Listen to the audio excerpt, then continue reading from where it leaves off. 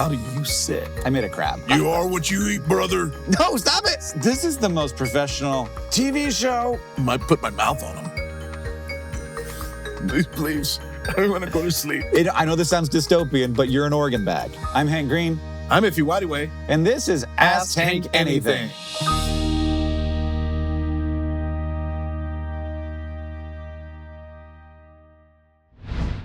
Hello, I'm Hank Green, and I love questions, so I created a show about questions, and the people who ask them, guests, ask me questions that I get to learn about, and then I also get to learn more about them as I answer their questions. Because I think one of the main things about humans is that we're curious, and we are defined by our curiosities, and thank you for joining me. This is Ify Nwadiwe. Thank you for being on the show, comedian, host of Actually. Thanks, Ify. Yeah, How's it going? Good, good. It's very good to see you. Good to see you. It's been fun to hang out for the last 15 minutes or so. I know. We got into it deep very quickly. I know.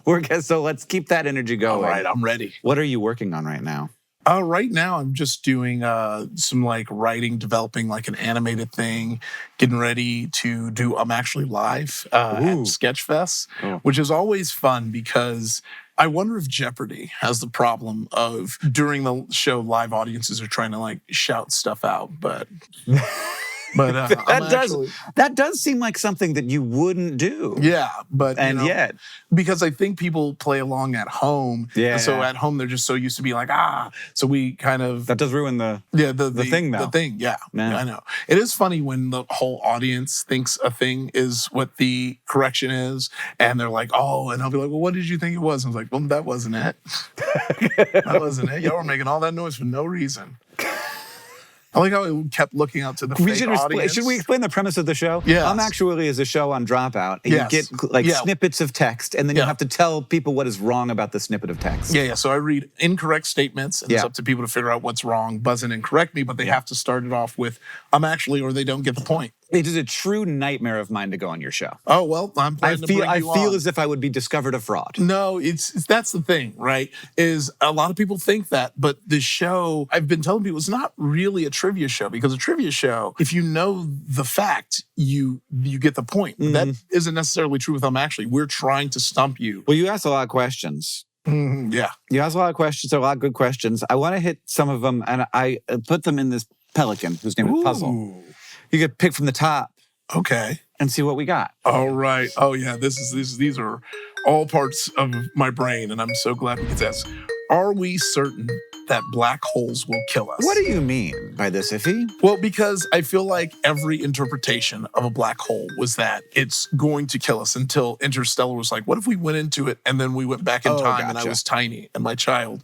And I was worried that you thought maybe black holes were going to come get us. Oh, no. I meant if we go come get them. Yeah, there's I still in my mind would love getting close up there in age, be shot into a black hole just to see what would happen. Just to see what would happen. Well, I think you probably wouldn't want to. There's kind of two different ways it could go. There's lots of different kinds of lots of different black holes. And there's basically two classes. There's smaller black holes that are maybe the mass of our sun, but they're really smooshed down. So they have it's a small black hole. And that one you really would not want to go into because the tidal force, way before you even cross the event horizon, the difference in gravity at your feet is going to be so much different from the difference in gravity at your head if you're going feet first or however you're going in. Even if you're sideways, bunched up.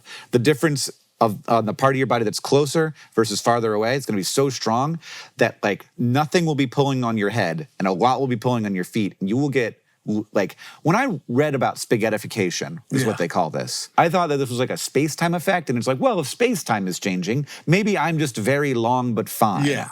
No. It's as if you're here on Earth and someone is pulling very hard on your feet and your head is staying in the same place. So you just get ripped into a big long string. And that does kill you. Wow. So don't do that. All right. But these big supermassive black holes that are at the center of galaxies, these ones, the tidal forces are much more distributed. And so there's a difference, but not so much of a difference that it will rip you apart. So you could potentially cross over the event horizon and still be alive inside of your spaceship or whatever, something giving you oxygen and stuff. Yeah. But there doesn't seem to be any way out. And so the by far the prevailing idea is that you're stuck in there and eventually all of the information that makes you up will be destroyed. And, Physicists have a meaning for information. Yeah. And I don't understand what they mean by it. It's fine. It's like you will not be in your order anymore. See, you will not be Ify ordered. That's what's so interesting to me, because like I said, I saw Interstellar, and then I did, a bunch of, Wikipedia, read-ups, and then like clicking. Here's the thing: if you want to feel like you're doing more than everyone else, clicking on the sources and being even more confused because they're not in layman's terms anymore. Go on deep, yeah. Yeah. Once you start going down, you're like, wait a second. Yeah. That's a lot of words I don't know. Yeah. We're going in like, hold on, we got to go to 101. Like, you learn why prerequisites exist. Yeah. That's why it's very funny when people were like, I'm doing my own research. I was like, I tried to do my own research on black holes. So there's no way you understand molecular biology better than I learned about physics. I've done my own research. And if doing your own research makes you feel smarter, you're doing it wrong. Yeah, you're definitely doing it wrong. I think definitely black holes would kill us. But it is a real weird thing. By which I mean it is a real unknown thing. What's going on in the center of a black hole? Like this, what they call the singularity, the place where all the mass is. It's like a bunch of mass at an infinitely small point. What this means is our equations break. Yeah. Like for a long time, they thought, well, this can't be right. There has to be something wrong with the math, because when we do X thing, we end up in a situation where an amount of mass ends up in an infinitely small point, and you can't have infinite density. Yeah. But then we found them, and they're real. It's like the universe hacked itself. Wow. And so it is a big weird spot, but it does not seem like it could be a little transporter to another time or place. Yeah. As it was for Matthew McConaughey. Well, there is a way to read Interstellar where that is just Matthew McConaughey's own insanity breaking out within that black hole. Like, what we are seeing is what he's seeing, but it doesn't necessarily mean it was happening. I think it would definitely make me insane. Oh, yeah. I mean, either that or we feel good, like our bones get separated and then reconnected, and we're like, ooh. Actually, I've been waiting for that. Yeah. I've been needing that. Yeah, I thought I needed to go to the chiropractor. Turns out I just needed to literally be taken apart and put back together. Yes. By the forces of space-time. Okay, what do we got? Oh, sorry, I shouldn't be too excited. I should pretend like I don't know what's about to happen, but I do. Yes. Oh, man. This one is it possible to invent a new pasta shape? If so, how? I don't know, but let's find out. Oh. I have no idea how this is going to go. There's so many pasta shapes. Yes. There's hundreds of pasta shapes. Yes. And the whole idea of the pasta shape is to be relatively easy to make. Okay. And good at absorbing sauce. Yes. And holding on to a bunch of sauce. Oh, and so here we go. We got forks too, in case we want to eat it, I guess. Yes. There's some where you fork the edges. Okay, good. It's not too cold. Yes. This is some nice semolina flour. I know nothing about it. I hope you're not allergic. Oh, no, I'm not. All right, you want to roll this out kind of flat for me? Oh, yeah. Okay. So you wanted it as a roll? Just flatten it out, yeah. All right, yeah. Trying to get it through with this thing. All right. Just like Nona used to make. You got pasta making in your family? No. I, as a Nigerian American, this feels more like fufu, adjacent than pasta. But I'm happy to adopt it. Let's try and get it to go through the thing. Now, people at home who've made pasta before, I need you to know we're not trying to do a good job. Oh, this has to go off the side. Oh, yeah. Because the crank goes like this. Yeah. Get in there. Go on, get in there. Okay, hold it down for me. Your job is to be strong. Your job is to be strong. Good. We're good. Okay, something's happening. Yeah, there it is. Oh, we should use the clamp. It really is more work than I expected. Oh yeah, but it's you got some flat. All right. Okay, we only need a little bit of flat because we're gonna make our own pasta. Oh yeah. This is the most professional TV show. Yep. Okay. Great. All right. Let's make some pasta shapes. So the thing that we have, the advantage we have over all these pasta shape makers is that they wanted to do something that was easy, and we can take as much time to make one single pasta shape as we want. Okay. This looks like it's metal, but it's not. Oh, yeah. I immediately found out just now. Yeah. I think I have a clue. You got an idea? Yeah, of what I can do. Oh yeah, this is going worse than I expected. See, for me, I'm like, okay, we're getting somewhere. You can't make a penis because people have done that before. Yeah. Okay. Oh, that's. I got something deeper, something that's going to connect the people. Someone that's going to want this pasta shape to be real. And I'm guessing you've seen all the ones that exist, so you'll know. I watched several YouTube videos, but this is the first time I used the pasta maker. So just got to get this to line up. Yep. You got a plan? Yeah. Is it working? Well, so one of my favorite types of pasta is stuffed pasta. So I'm really trying to get that action going. Something that can be stuffed. What are you going to stuff it with? I feel like this is a little red sauce and some meat. Okay. You know? He's counting. He's got plans. Oh, yeah. He's doing math. Is this a rune? Yes, I say it's the most ancient of runes that we've had. Oh, I see what it is. Yes. All right. Now it's coming. I did mine. Okay. Mine is supposed to be stuffed. Here, I'll get the other side too. Okay. But imagine meat is in here as well. You know. And it's the cool S. Yeah, yes. It's the cool S from middle school. Yeah, yes. That's very good, Ify. All right. So that is what mine would look like. That's so good. I would buy that. Yes. All right. That was way better than I expected. Cooking. Yes, look, I was determined. Yeah, you made it happen. It looks amazing. Yeah. It is a rune. Yeah. It is an important cultural artifact. I got so obsessed with the idea of like what makes a pasta because I did on Game Changer, we did name as many pastas as you can. Yeah. And I made spaghetti, or I said spaghetti, and I told them to look it up because I was so sure it was one and it wasn't. And then I was both surprised by how many there were. And I got curious. And so if we can just make pastas, then I think this is spaghetti. And you can make it yourself at home. Make sure you stuff some meat sauce in it. I'd say, a couple crumbles. And you have to make sure you get that S in there. You got to get the S. And then Beautiful. You can stylize it by cutting off the sides to really get that double diamond. But yeah, there it is. I made a crab. Yeah, I know. I saw that. I'm just curious of how that crab's going to look after being, boiled. Yeah. Yeah. Well, nobody says no to boiled crab. Yeah, that's true. That was a great joke. The integrity of spaghetti is very strong. Stronger than the crab, which is turning into a kind of octopus vibe. Yeah. As I lift it. Oh, his other eye fell off.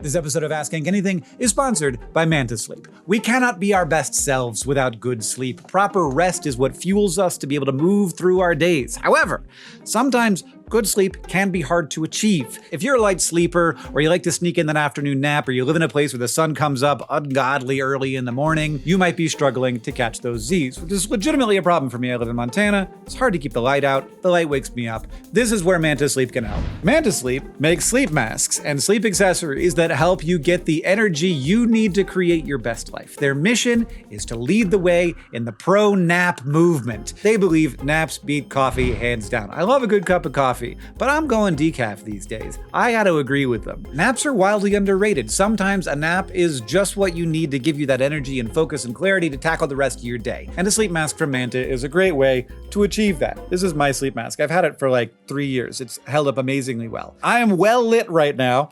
When I put this thing on, darkness, like I'm in a cave. It is adjustable in 1,000 different ways. The eye cups pull off. I'm not going to pull them off because I've got mine adjusted correctly right now. They use some kind of special Velcro that I've never experienced before. There's this stick of like a higher friction stuff that keeps it positioned well on your head. I love how comfortable it is. It makes it very easy to sleep on your side or on your back, either way. Great sleep is the non-negotiable foundation you need to create your best life. So if you're ready to join the pro-nap movement, check out Manta Sleep and make sure to use code AskHank for 10% off your order at checkout, and then take a nap. All right, back to the episode. question. All right. Can the ozone layer repair itself? If so, how do we help? Yes.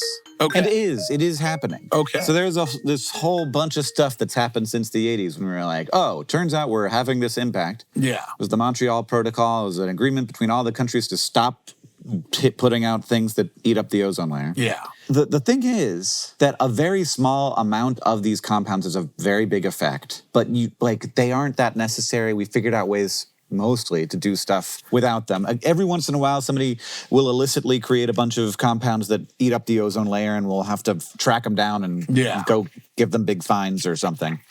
But it seems like the ozone layer is repairing. It's repairing a little unevenly. So there are areas of the ozone layer, the Arctic, the big holes over the poles. Yeah. Those repair a lot more slowly for a variety of reasons. But they think that the estimates are that by the 2070s, that will be back to 1980 levels of ozone. Okay. There's some interaction between the ozone layer and global warming that isn't great. So to really get the stability totally back in shape, we would like to get global warming under control. At the same time, there's another big reason to do that. Yes. The whole warming. The part where there's a bunch more energy in the system. I guess in my head, when I was asking this question, I thought there was just a direct correlation between the ozone layer and global warming. They are separate effects. They are connected and related, and they influence each other. But the ozone layer, 100%, is like a layer of O3 molecules. Okay. That does a good job of reflecting away UV light that is positive for human health. Yes. And so it's doing good stuff up there. And it does absolutely, if left alone, it will repair itself. Yeah. Now, it took a long time to create. Geologically, it's been up there doing stuff. And so it's going to take a long time to repair. But we are doing good on that front. That's actually a thing that we did a pretty good job of. We're there's this thing that we're doing that is causing a harm. Everybody work together to not do it anymore. Yeah. It was one of the great successes of global country-to-country cooperation. Yes. And it is much easier to fix than global warming because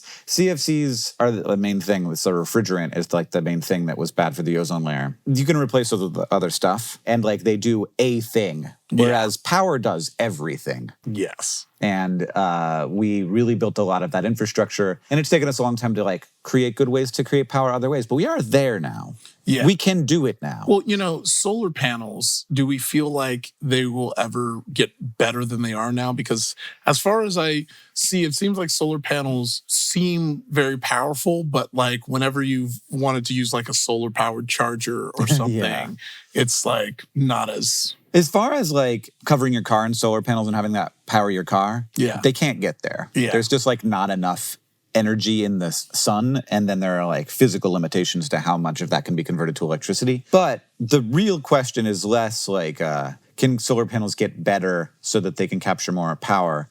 There's plenty of space. The amount of, sometimes people are where will we put the solar panels? And I'm the amount of America that's covered in corn. Yeah. Right now, and 40% of that corn is going to be turned into ethanol to burn in cars to be power. If just the ethanol corn was solar panels, that would be more than enough electricity. We'd have to figure out a way to store it so that we could use it when the sun isn't shining and get it around to the right places. The power lines are sometimes the harder part of this. Okay. And certainly energy storage is an unsolved problem. But as far as we don't need solar panels to be better at making electricity. We need them to be cheaper, which they are getting cheaper very quickly. To the point where now the expensive part is the fucking installation. Yeah.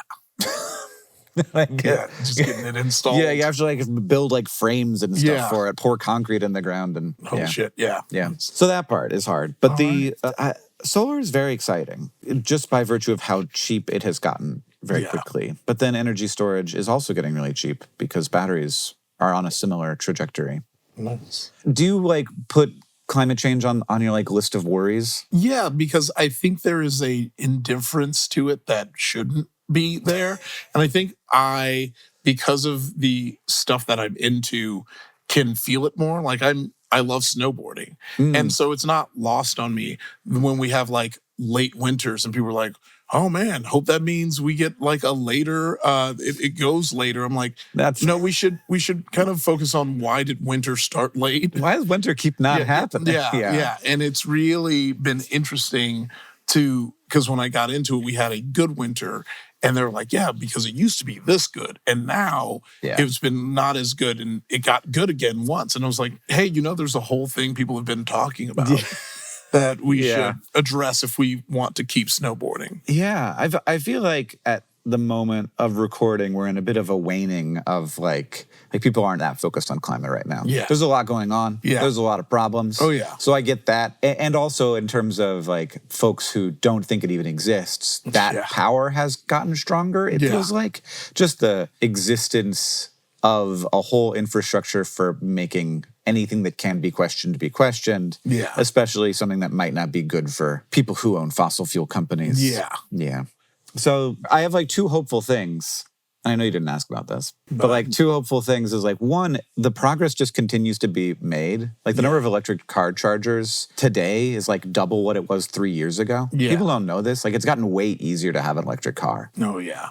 And like even in Montana, it's way easier to have an electric car than it used to be. And then the other thing is that I do think that it comes in cycles. And I think that like right now, okay, we need to maybe like we're taking a little break from prioritizing this. Yeah. Other people are working on it hard and technology is still getting better in the meantime. Maybe when the worry comes back again, hopefully in, or 5 years, let's hope it's that quick. We could be like, okay, now we actually have the technology to do something about this. Oh, yeah. I don't know, man. But ozone hole is like a thing that humanity can kind of be proud of. Oh, hell yeah. One thing. That and like potato sack races, like kids competing at dumb events. Yeah. Just getting, that's a real good one. I did three-legged race, right? Oh, yeah. Teaching people how to work together. Yeah. What do we got next? All right. Let's see. This is all kind of feeding into each other at this point now.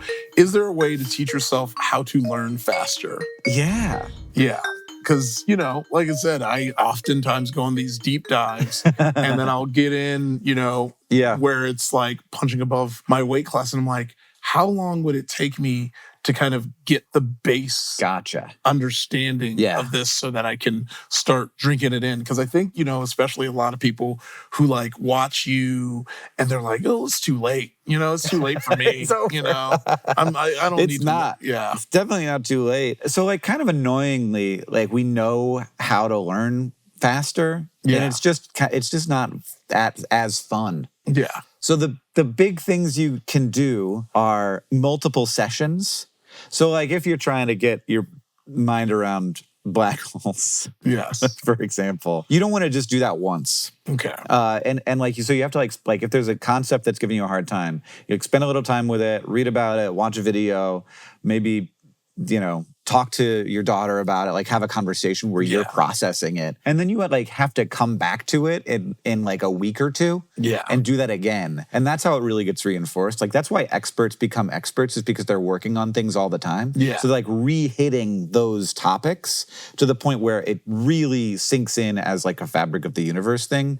And then that becomes like one of the most important things for learning. This is a very actually truth is prior knowledge. So if you know a bunch of lore, adding on to that lore is very easy. If you don't have the lore already, and that goes for a story, and that goes for like black hole physics, whatever, that goes for math. If you don't have the prior learning, it's very, like you don't have anything to like build on top of. You don't have the foundation, it just falls away. Okay. And like what we see is one of the great things about humans is that, and you know this because you have to write episodes for different groups of experts. Oh, yeah. People who are experts on magic versus like evolutionary biology or something. Yeah. Like people are experts in different things because like you can't be experts in everything because you have to like, once you've started investing in a foundation, it's so much more rewarding to keep building on top of that foundation than to start building a new foundation, which is work and it takes forever. And you have to quiz yourself and you have to like make sure you like come back to it. Quizzing yourself is also another big thing. Okay. So like flashcards, people think that they're like testing whether or not you know the thing, but they are actually part of learning.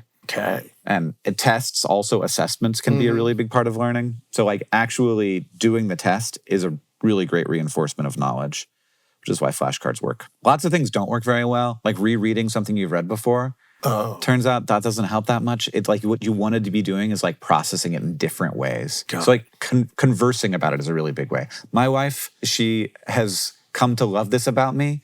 I will come in and I'll be like, honey, I know that you don't care about this, but I need to tell you about it. Yeah. And it's really not even about you. Oh, man. But I just need to tell somebody about this dumb thing that I just learned. Got to talk about it. Yeah. And then the questions, they help. It's so funny because the advice that I'm getting from you is the advice that, I usually give people when they ask me questions about writing, where they're like, oh, how do you know? It's like, just talk about it.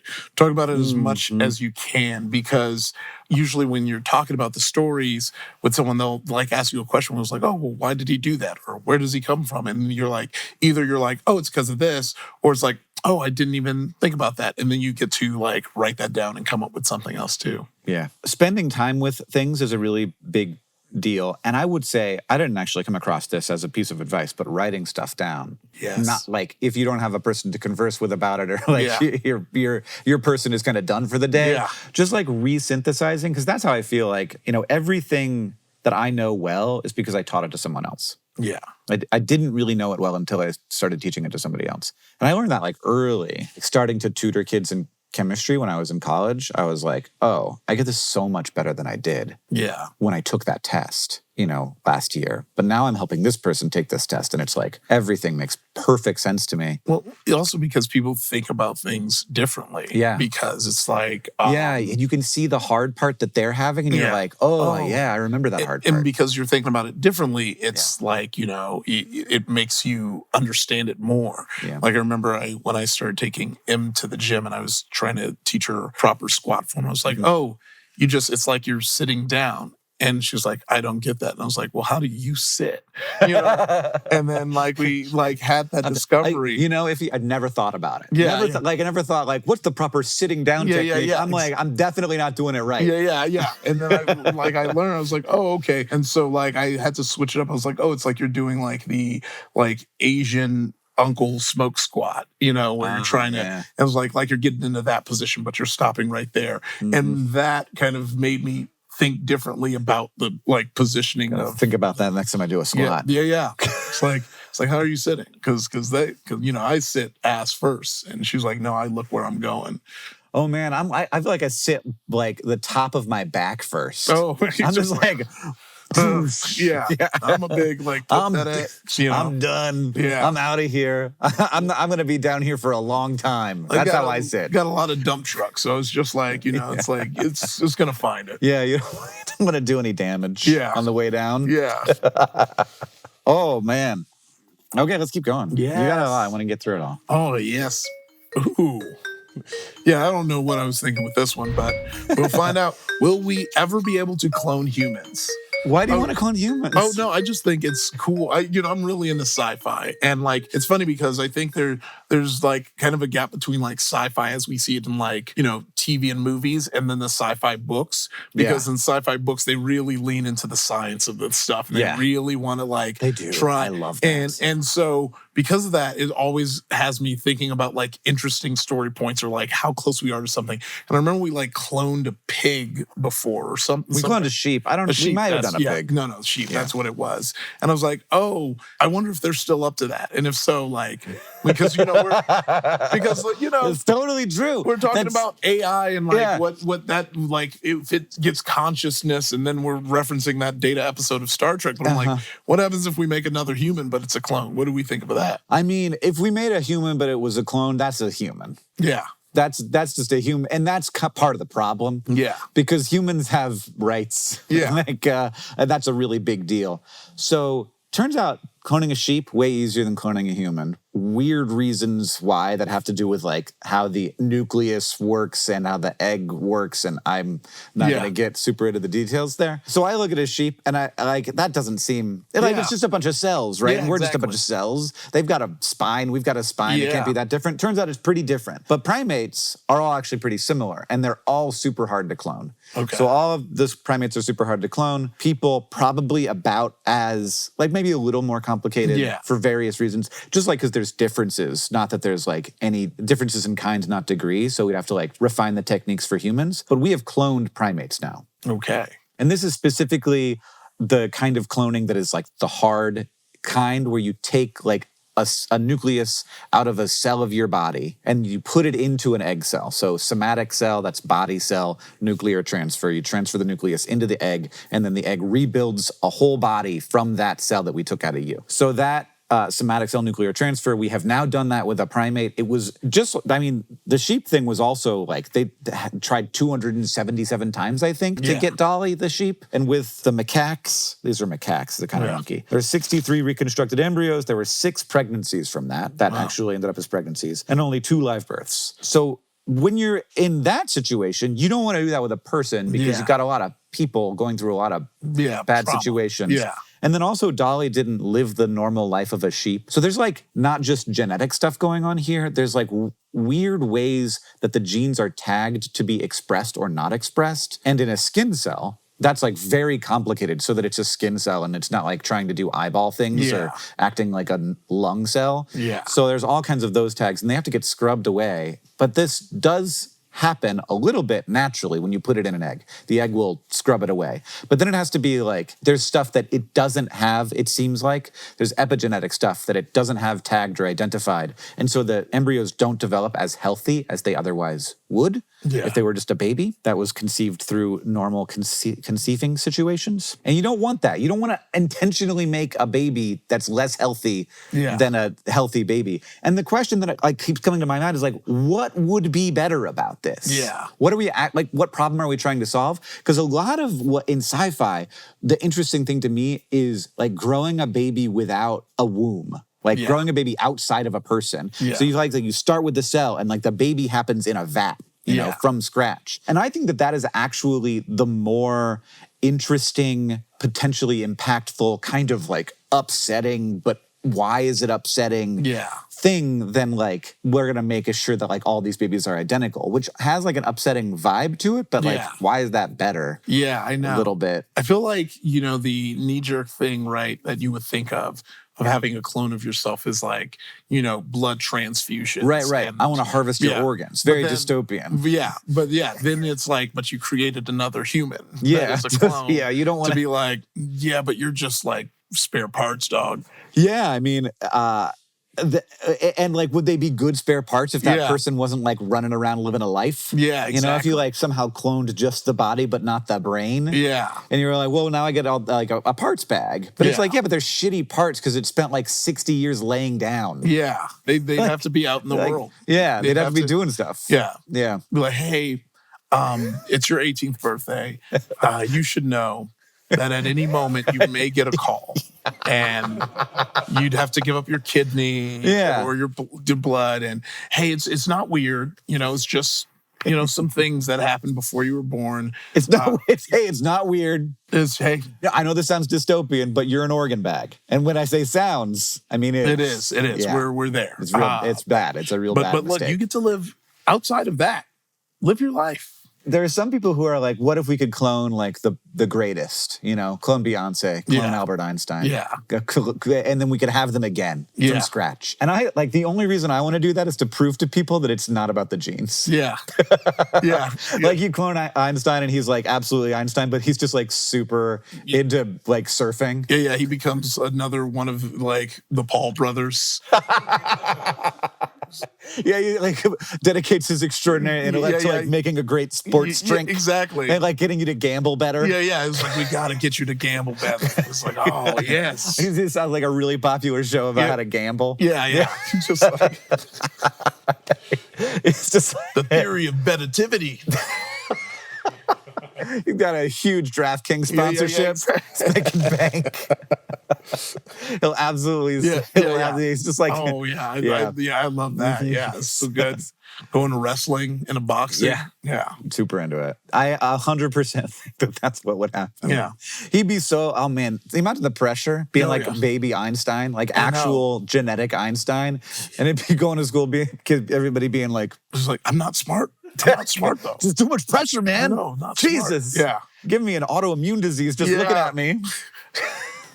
It's like, damn. But I am super interested in artificial wombs. Yeah. Having a baby sucks so bad. Yeah. I'm sorry to people who enjoy this process. I've not done it. Yeah, me either. But I've seen it happen. Yeah, from the outside. It's a significant ask. Yeah. But you're like, it's a really pretty important. I know. Kids are great. And you derail someone's life for 9 months. Really, yeah. And then also like lifetime consequences often and can be very dangerous. And so like part of me really is like super freaked out by the idea of a baby being born without a person there to like be the body that it happened inside of. Like that's how we've been doing it since the beginning of procreation. Yeah. Or I guess there were eggs. Yeah. Sorry, you birds and reptiles. I don't care about you. Some reptiles give live birth. Ooh. Snakes, just having a bunch of snakes come out of them. Yeah. I don't like that. Yeah, that snake has more. It's a snake pinata. Instead of candy, it's more snakes. Don't hit the snakes. Yeah, I won't hit it. I want to. Because they're wilding. They are upsetting. Yeah. They really should have legs. That's what my brain says. That's your problem with snakes is you think they should have legs. It's like, people are like, why are humans instinctually afraid of snakes? And I'm like, well, yeah, they are like full of knives and poison. Yeah. But also, it's like an uncanny valley thing. I'm like, you should have legs. Yeah, it's just moving. Get legs. I mean, it's just, No, stop it. Slithering. I don't like I don't even like when you do it. Yeah, it's just like. Yeah, stop. Yeah. Also, like the way, like when you see someone like pick a cobra up and it like lifts its body up anyway. Like, how are you doing that? Yeah. What's happening in there? What's tugging on what? Yeah. It's just an ab. One long ab. It's just, snakes have great abs. Yeah. I've never eaten snake. I haven't yet. Have I eaten abs? I mean, I have. I haven't eaten. I put my mouth on them. No, it's like a pork belly abs. Oh, I guess so. I mean, it's what would make the abs up. It's the outer layer. I don't think the ab muscle. I don't know. We gotta eat abs. Yeah, we gotta get abs. We gotta eat abs. You cross them like buns. Yeah, just abs on a plate. Yeah, honey. Mm-hmm. Honey roasted abs. I hate this now. I started it. Yeah. I know I started it. But something about honey roasted abs. Yeah. Look, we said it. We spoke it into existence, and whatever new version of Liver King there is like, you are what you eat, brother. We're gonna eat these abs. These abs. As much as it freaks me out, the idea of having a baby come from not inside of a person. Yeah. I'm like, I could see how that would actually be beneficial. Oh, yeah. That would be like maybe a net benefit, but it freaks me out. You can put a little seat on top so you can sit on it like a bird. So you can have that connective time with the baby. Just feel the warmth. Uh-huh. The seat. I think you fixed it. Yeah, the seat, takes your butt's temperature so it knows your warmth. Yeah. And then it pulsates it out to the baby. And the baby feels what if you like carry it around anyway? See, like having to be in a vat in a lab is like ugh. But what if it's like Death Stranding?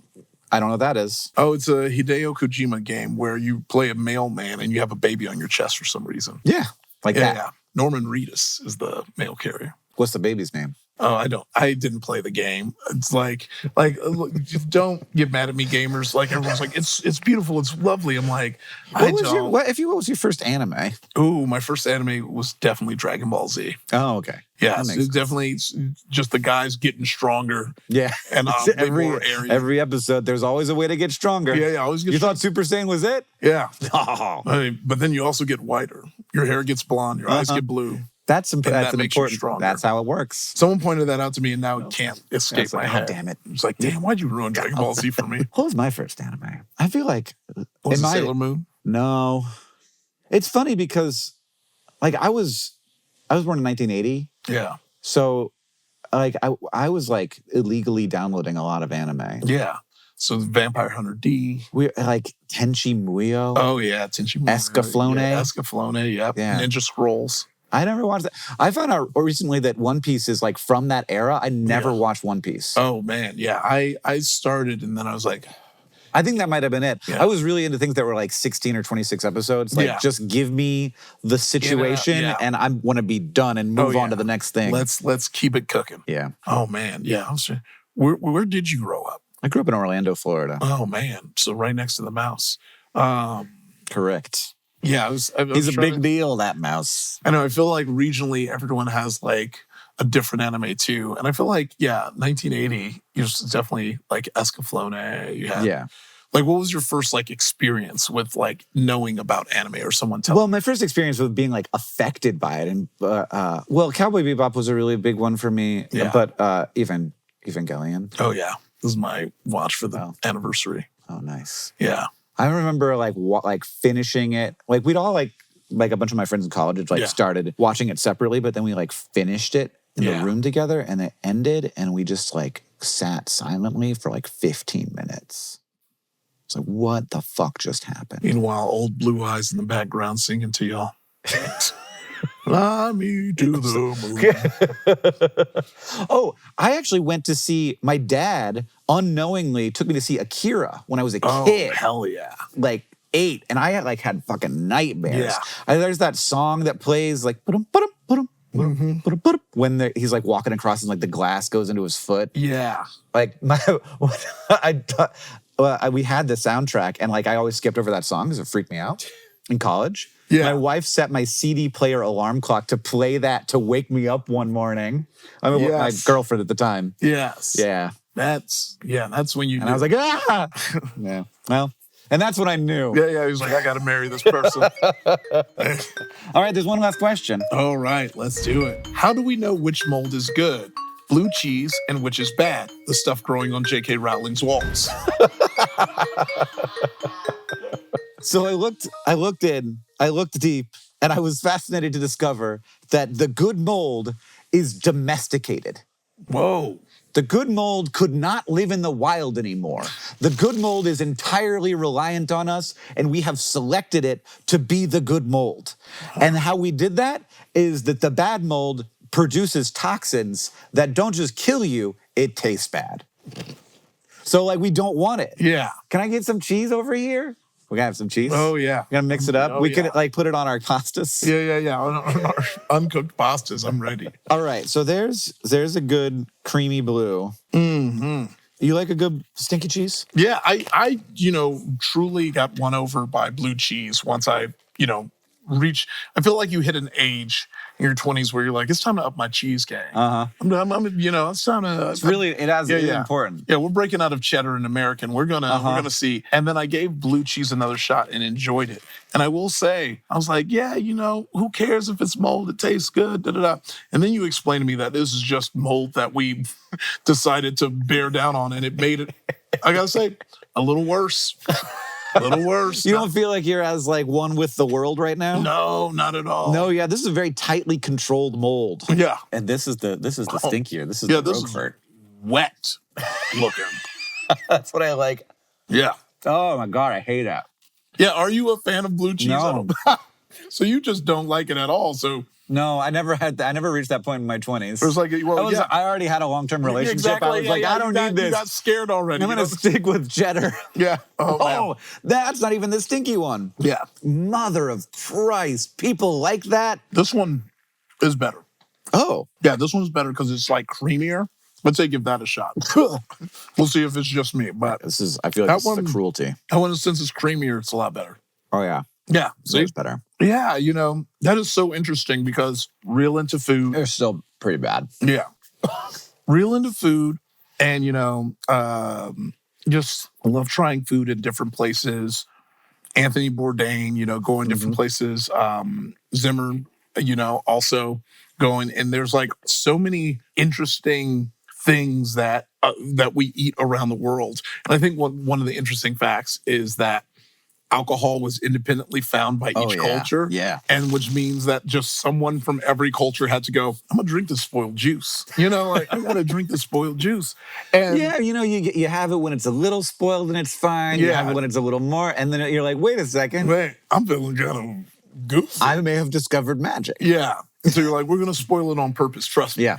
And so it's like very interesting trying to think of like, man, how did they know? And love that it's like, no, we just kept eating the cheese. We just kept eating the cheese, and when it didn't taste good and when it made you sick, they were like, well, that one's not good. And when it did taste like, it's like, actually, that's maybe better. Yeah, it's like, hold on. They like kept at it. Yeah. So there's a bunch of these yeasts. Yeast is also a fungus, Okay. you know, that are like have been around for a long time, and we have been making it like kind of selectively breeding them, though we don't actually do the breeding. We just select them. We're like, okay, this one was good. Let's keep that going. And you end up with these molds that like can't survive in the wild and are like don't produce any toxins. Oh, wow.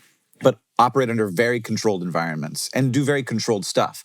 So like this mold won't grow more. Okay. Like it won't keep growing. Like it's like stops at a certain point. I thought when I was looking into this that I was going to be like, well, I guess we, you know, like just like berries, like some of them taste good and some of them make you sick. And that was true in the beginning. But like over time, just like we did with berries, like made like better and bigger and tastier berries, we did that with mold.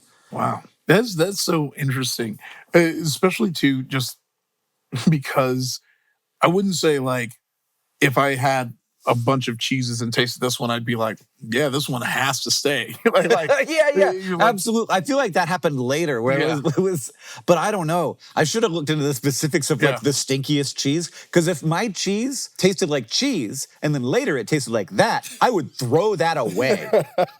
And so would anybody. Yeah. Like I'm not going to like acquire a taste for that. I'm going to be like, oh, something went bad there. I don't want to get sick. I know. It has, I imagine it's like some like deep, like low key, like the commoners were like, we have to make it last. And then like, and then it's like, well, someone who just kind of rose above the ranks was like, no, I want my OG stinky cheese. Yeah. And they're like, oh yeah, this is good. It's wild that like cultures have these disgusting foods. Yeah. It's like this, like France has this just gross cheese. Yeah. And it's like, no, it's very good. And it's like, I don't think I feel that's kind of the same way about alcohol, where I'm like, wow, but at least alcohol does something. Exactly. Like there are some alcohols I taste where I'm like, oh, this is when we were making alcohol just to get drunk. Like that was the only purpose. Like whenever you taste like any type of like high grain corn stuff, or there's this really potent, like essentially like Chinese moonshine. And I bought it at Costco because it was in this nice fancy box, and I had it and took a sip and almost fell. Just my legs just almost gave out. It's like an industrial byproduct. Yes. I looked it up and it was like, no, this is essentially moonshine, brother. But then sometimes there's like, they make ouzo, or there's, what is it, malort? Yeah. Like stuff that's just like, you made it taste bad on purpose. Yeah, they love that it tastes bad. People from Chicago, they love it. They're like, we are proud of this tasting bad. Yeah. Red Bull. Oh, not a fan of the Red Bull flavor. I assumed that was everybody's situation. I mean, I am a monster boy, but like, that's what I always say about you. I'm a monster boy. If you Nwadiwe, monster boy. I didn't, I think I remember, and you probably remember this, when Red Bull first came onto the market, right? I do. And how old are you? And I'm 37. Okay. So I was born 8 years after you. It's nice to have a peer. Yeah. On the show. Well, yeah, you mean making references that no one Sometimes we have these people on who talk about how they were in 8th grade when the dress happened. Whoa. Oh, no, I was a whole adult having conversations. Yeah. Yeah. You're like, huh? I know, every time that the person who's coming on next asked me what a floppy disk is. No. So I'm just working through that. Yeah, wow. Yeah, you don't even get me started on zip disks. I thought I was the baddest kid at school when I had a zip. Yes. Just come with the fat drive. Oh man, the first time I ever saw like 100 megabyte disk, I was like, what? Oh yeah. I would just slide in. It was like, oh, you don't know about these zip drives. It has a bunch of emulators on it. I'm gonna play some GBA games. Yeah, I remember that. I remember WinRAR and wondering when that trial was ever gonna be up, and then they still WinRAR, you a real one. Yeah, just let me go. Yeah, just they said, hey, maybe you'll pay for it one day. Yeah. I didn't, but your free trial has been extended. Yeah, I know. WinRAR, 56K. The noises. Yeah, my dad who just kept hopping to new, like he would just get a new AOL. He would just keep laddering the free trials. I was like, man, making it happen. I know. What'd you get up to on AOL, Ify? Oh man, I would enter chat rooms. AOL, I was like first kind of dabbling in the chat rooms. It was MSN Messenger. That's what had the FBI show up at my house. What? I was having cyber sex and they thought I was an adult because of my advanced language. I'm a writer. Are you fucking kidding me? No, it was Yahoo Instant Messenger. I had this homework help notebook. And then it was like, oh, go to this, site for homework help. And I was real hyped because I got a new thing because I had ADD. And I was like, new thing. Now I'm invested. Same. And so I went to the website and there was like, find your internet girlfriend or boyfriend. And then I paired off with this girl and we would just like have cyber sex. And then one day she just never logged on again. And the FBI showed up at my house and printed out the chat logs and handed it to my parents. Oh my God. Yeah. Imagine every sexual thought you had at like 12. Just hand it to your parents. Is that how old you were? 12 or anywhere between like 10 or 12. I'm trying to remember. Okay. Yeah. So not older than that. Yeah. And they found out that you were a child and they still did this? Yeah. Because I guess they wanted to ruin my life. That probably gave you a sort of real good feeling about authority. Well, yeah, because like sort of take forward into your life. It was this man, like he was like in a suit. He had like the briefcase, and he comes to the door and he goes, "Are you Ify Nwadiwe?" And I was like, "Yeah," and he goes, "Oh, thank God." And I was like, "What?" I was like, "Where are your parents?" And then they brought him in, and he explained everything and handed the chat logs. Why would he do that? I don't know, because he's bad. He's bad, He was just like, man, I'm just glad that I don't like this has turned out to be not. Yeah. I think they did a COINTELPRO for horny kids, and I was the one targeted by it. Yeah, but they like did a risk assessment. Yeah. Who is the number one? Yeah, this kid's definitely going to grow up to be a deviant. See him, he's going to be a polyamorous dork. I gotta get him, shut him down.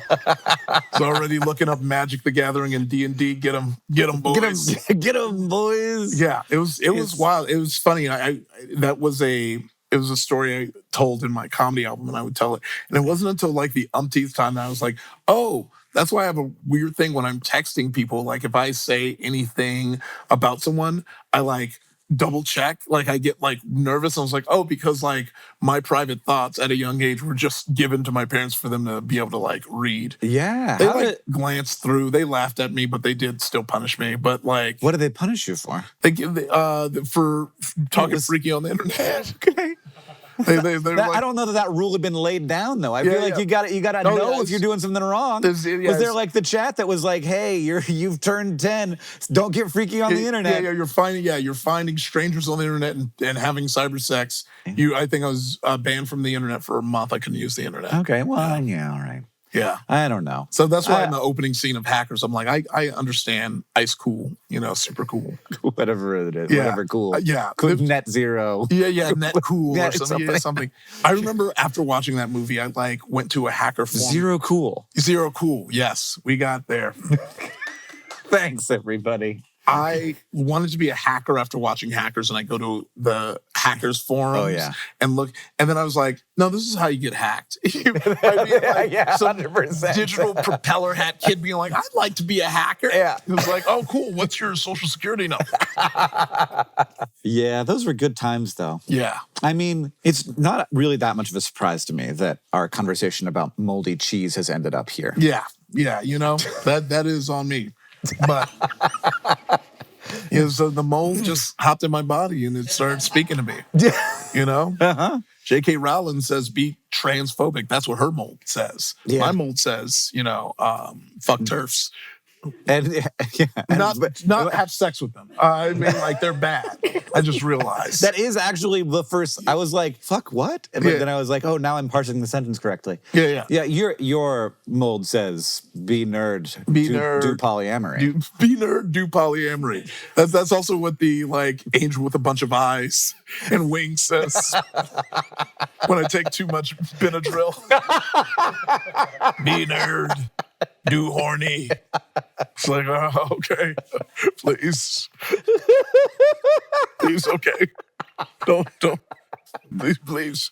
I want to go to sleep. Ify Nwadiwe, thank you for coming on the show. Thanks for having me. This was so fun. It was.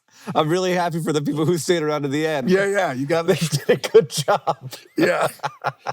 See, we're the mold now. Yeah.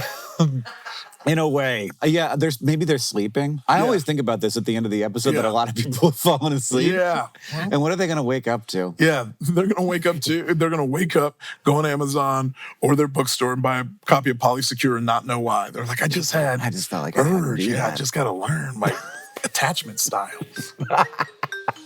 Thank you for watching this episode of Ask Hank Anything. If you would like to ask me anything, you can post questions in the comments. I'll answer a few of those in the next few days. I do enjoy doing it. If you want more of Ask Hank Anything and more of all the other stuff we do here at Complexly, you can subscribe. It's right here, youtube.com/Complexly.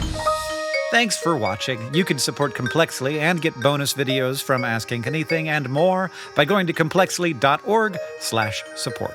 Also, if you want to see more of what we're up to, you can join the Complexly newsletter by visiting complexly.org.